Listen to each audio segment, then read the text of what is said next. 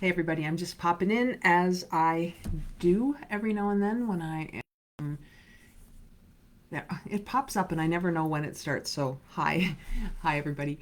I'm just popping in here to do a maybe quick, Facebook Live because I had a thought and I wanted to share it here. And I don't have a this podcast episode this week. So, I want to quickly come up with some ideas with your help if you happen to be watching live or later. Actually, live. You'd have to be watching live to help me formulate some of these ideas. So if you are watching live and you have a comment that you'd like to add, please do that because I love engaging people in dialogue.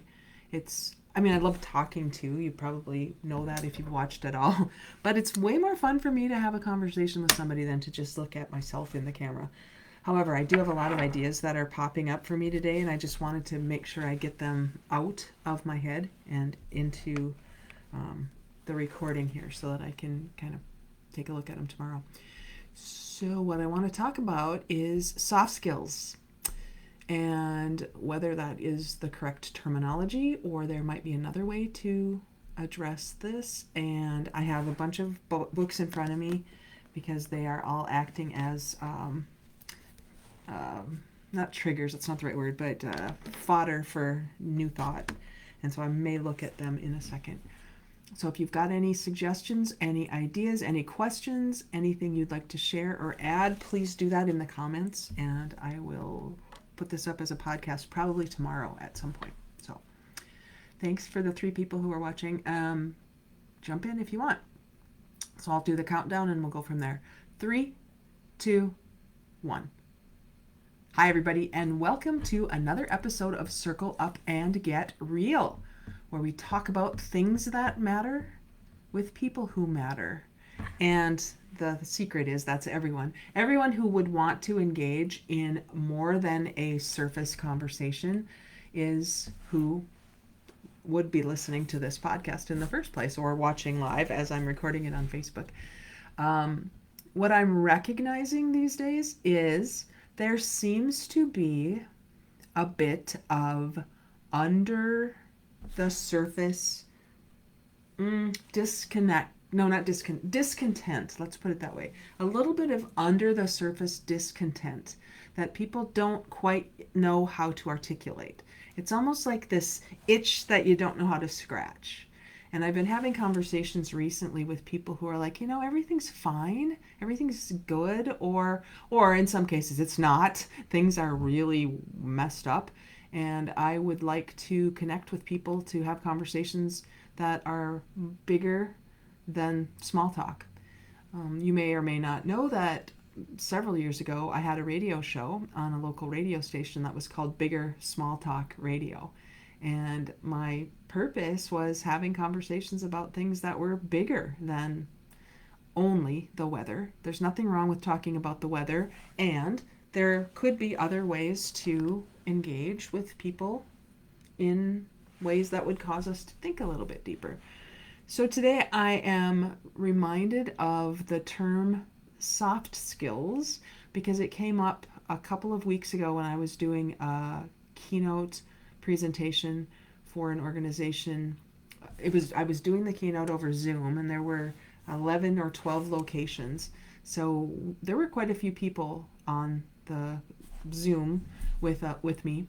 And one of the people said something about how her organization was really working on culture and soft skills.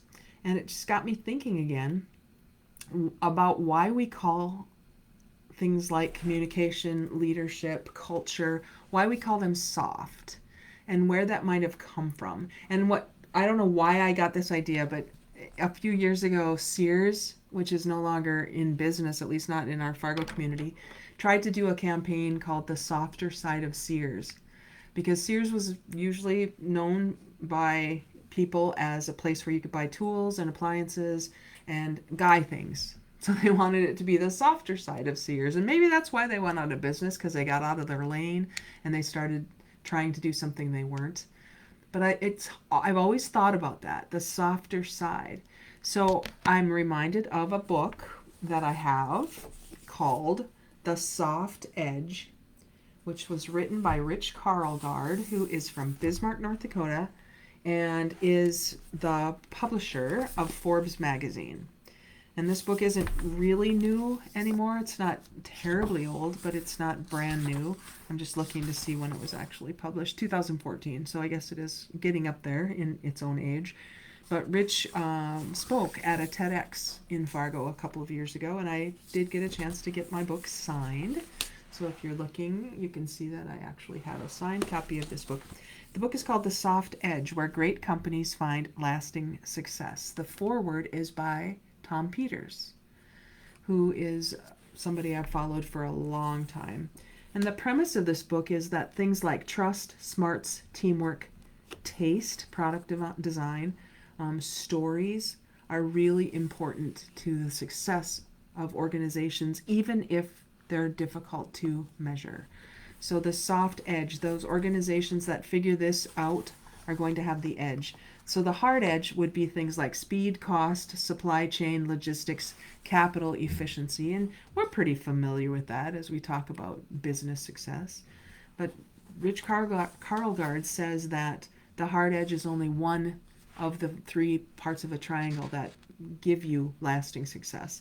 The strategic base is really important, the base upon which the triangle sits, which is market, customers, competitors, substitutes, and disruptors. But he says what's really going to make the difference when this book was written, and I would say is still relevant, are things like trust, smarts, teams, taste, and story, which are what make the soft edge. So kind of exploring that. If you have heard me speak at all anytime in the past, I've talked about some of my own experience in corporate America, and one of my most eye-opening experiences with a former boss was when he had hired me at a manufacturing organization to do to do leadership, and I had to kind of sell that, so leadership development. And one day, in frustration, he said, "Jodee, what you do is touchy-feely crap that makes me puke." And I've never forgotten that. And I'm able to tell the story now without the emotion that it used to have, because, at the time, there was a lot of emotion to that. I took that very personally. And now I recognize that maybe I saw something that he just didn't see yet. That touchy-feely crap that he called it, the soft stuff, was actually the essential stuff, and maybe that there was something there. So I referred to The Soft Edge by Rich Karlgaard with the foreword by Tom Peters, which is my transition into the Tom Peters book, which I've finished and am in love with. And that book is called Excellence Now, Extreme Humanism. And Tom Peters, in the very first part of this book, first things before first things, he says, hard is soft and soft is hard. The terms hard facts and the soft stuff used in business imply that data are somehow real and strong, while emotions are weak and less important. And he quotes George Kohlreiser from the book Hostage at the Table, How Leaders Can Overcome Conflict, Influence Others, and Raise Performance. So hard is soft, soft is hard. And he breaks that down by saying hard, numbers, plans, org charts, is soft. Soft, people, relationships, culture, is hard. And he said that's his life in 6 words. Hard is soft, soft is hard. Plans are often fantasies. Org charts have little to do with the way the organization actually works, and numbers are readily manipulated. Case in point, ratings agency staffers cleverly packaged and evaluated derivatives of valueless mortgages, thus spurring the multi-trillion-dollar financial crash of 2007, 2008, and beyond. So hard is soft. And then he says soft, people, relationships, culture is hard. The best people practices create the most wholesome, community-minded organizations and win in the marketplace as well. Yet this is not always the way we do things. And he says the time is now. Put first things first, starting with your next face-to-face or work from home or Zoom meetings. and address the soft stuff because it can be hard. We're not used to it. And in my coaching and my facilitation, and hopefully I don't even say hopefully, in my new book, which will be written in the next little while here, I'm going to address some of this because I can't not. If we don't talk about these things that are hard, we will continue to be soft. And I love the way he distinguishes that. If we're soft, we're not standing up for what is true. We're not standing for what we believe in. We're not standing strong in the ways that we can make the biggest difference with the people in our organizations, because our organizations are made of people. And I heard one time many years ago in a former job that the real purpose of any business is to fund the life you really want to live. The purpose of any job you have is to fund your desired life. So what does that mean? Are we just giving all of our heart and soul and spirit to our organizations in the hope that maybe there's a place of our heart and soul and spirit that won't get stomped on?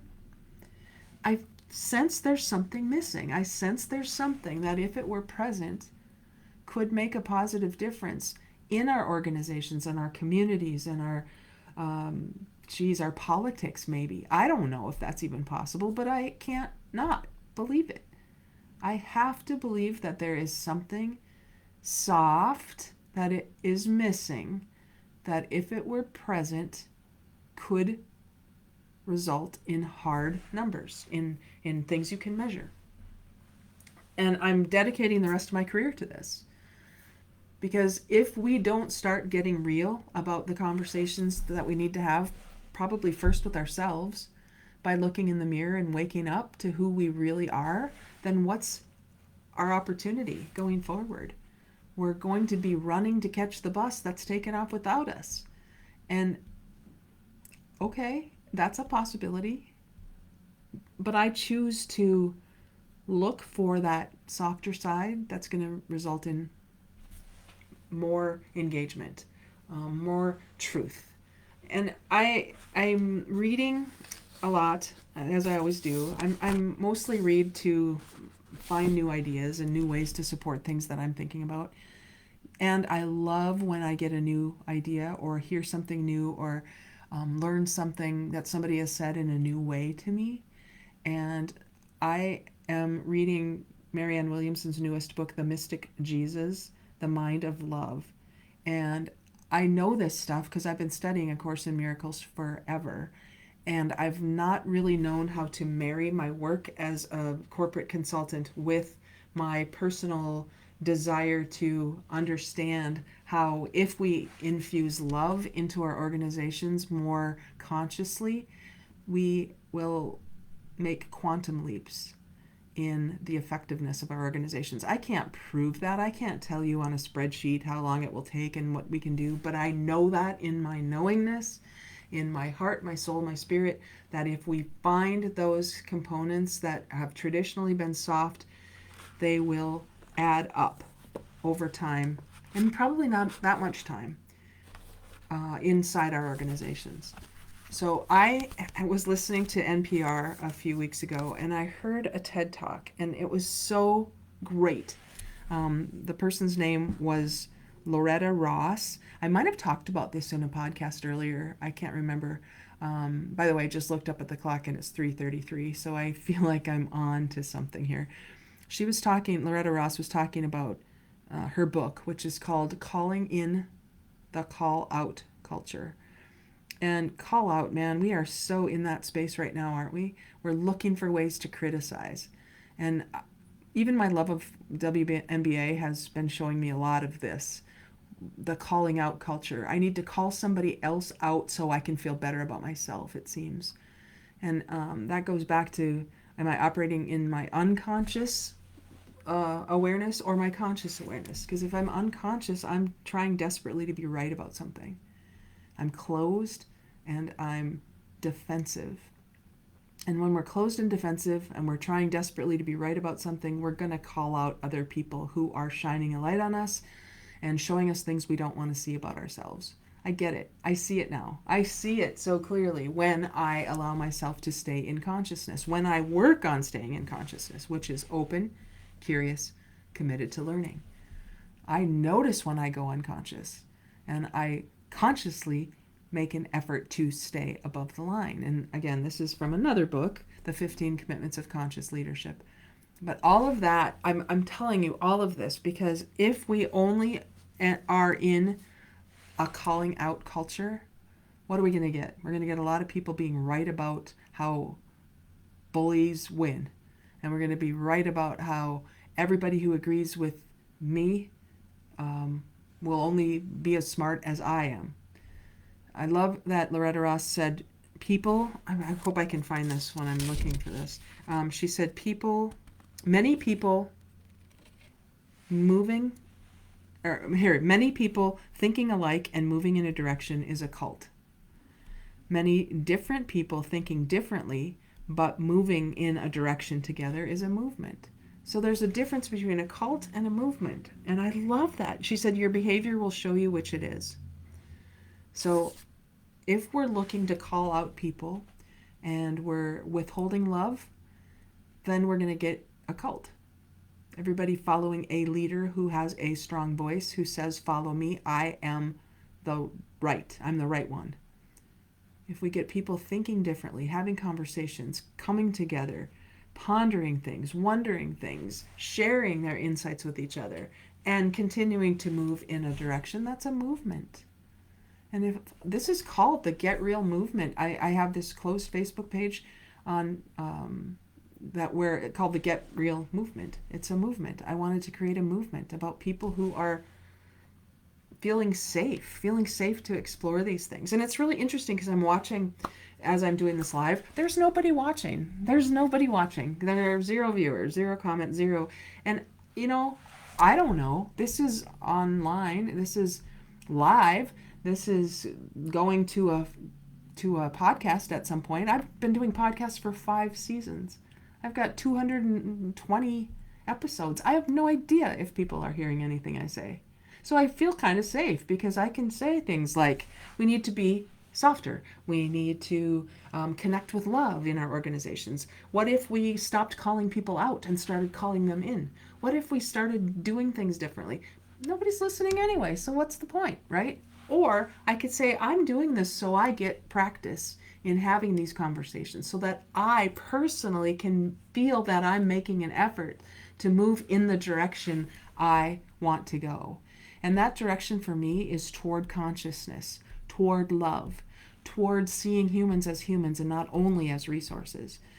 Being in a space in our organizations where, as Rich Karlgaard, publisher of Forbes magazine, recognized, the soft edge is where great companies find lasting success. Whether or not we want to admit it, whether or not we want to listen to it, whether or not we want to feel like we have to change our minds about things, whether or not, it doesn't matter. It's still there. It's still something that I feel very passionate about. And I believe there are people out there that are just looking for a place to connect on things that are more than only the transactions. I know that's an essential element of business. We need transactions. We do. And we also need relationships. And I fully believe that the transactions will come as a result of the relationships, and then they will be more lasting. And then we will move together in the direction we all want to go, which is toward love, toward opportunity, toward expansion. And when that happens, I want to be around for that. So I mentioned basketball. I think I mentioned the WNBA. I'm fascinated with everything that's happening in the WNBA these days. I'm just doing my best to stay in observation and out of judgment. And this is playing out in real life. There's something happening. There's a movement happening. And we can either give in to the cult of it, or we can be part of the movement of it. And that to me is so interesting. And I'm so fascinated by just watching how many people are talking about things. And some are upset, as will always be the case. But it has taken me out of the whole political yuck that I've been watching lately and giving me way more opportunity to be observant of a more, to me, fun pastime.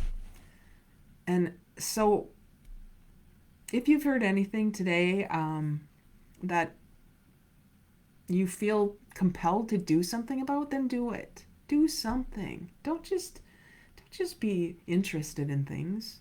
Be committed to something. Do something. Move in a direction that has you go toward what you want, not away from it.